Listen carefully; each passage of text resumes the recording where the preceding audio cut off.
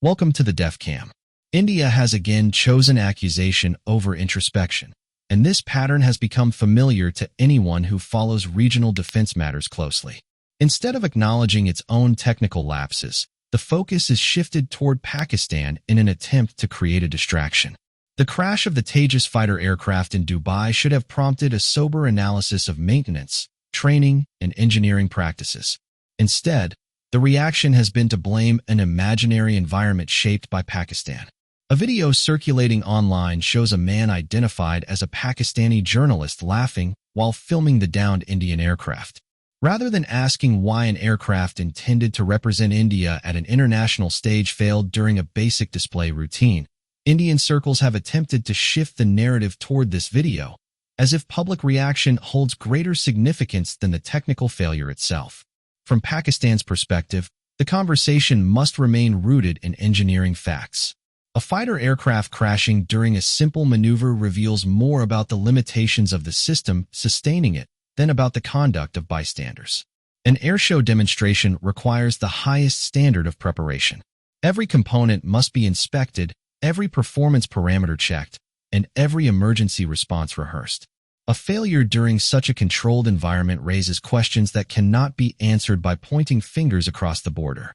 The focus should have been on why the aircraft displayed fluid leakage on the tarmac days before the crash, why this issue was not resolved, and why the aircraft was allowed to conduct high-stress maneuvers after visible mechanical irregularities. India's avoidance of this discussion is noted by aviation professionals everywhere. While India occupied itself with commentary, a very different development took place on the same stage. A country that has chosen not to disclose its name publicly signed a memorandum of understanding to procure the JF-17 fighter aircraft. This occurred after the JF-17 Block 3 was presented in its most advanced configuration, drawing serious interest from military delegations. The Pakistan Air Force ensured a strong presence by displaying the aircraft at Al Maktoum International Airport, where its officials openly explained the platform's capabilities to foreign teams. They observed genuine curiosity about the aircraft's sensor suite, electronic systems, and weapons integration, which reflects a growing recognition of the evolution of Pakistan's aerospace efforts. The JF-17 is produced jointly by China and Pakistan.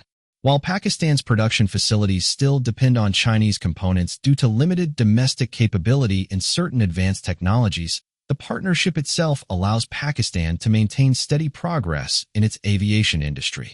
The aircraft is produced only for export in China and is not part of the People's Liberation Army Air Force, which makes its export path clearer and more flexible. This arrangement benefits Pakistan because it ensures that foreign customers view the aircraft without concerns that it will compete for resources or attention within China's own fleet. The interest in the JF-17 was already rising due to the growing credibility of Chinese combat aircraft. Reports that the J-10C used by Pakistan established clear operational advantages over the Indian Rafale reinforced global attention. This comparison was not created through media statements, but through real operational encounters during periods of heightened tension. Pakistan's aircraft completed their missions and returned to base without incident. When India claimed that its air defense system shot down several JF-17 aircraft, independent observers quickly noted that no evidence existed. No debris was recovered, no videos surfaced, and no satellite capture supported the claim. Analysts concluded that the purpose of the statement was to provide its public a symbolic victory after an unsatisfactory outcome. The JF-17 Block 3 expands the platform's capability in ways that align with modern aerial warfare. The aircraft carries an active electronically scanned array radar that improves detection of low observable targets and enhances tracking stability at long range. The airframe incorporates composite materials, reducing weight and improving structural resilience. The cockpit provides pilots with high-resolution displays that integrate sensor data more efficiently. Its data link system allows the aircraft to cooperate with early warning platforms, surface systems, and other fighters in a networked environment.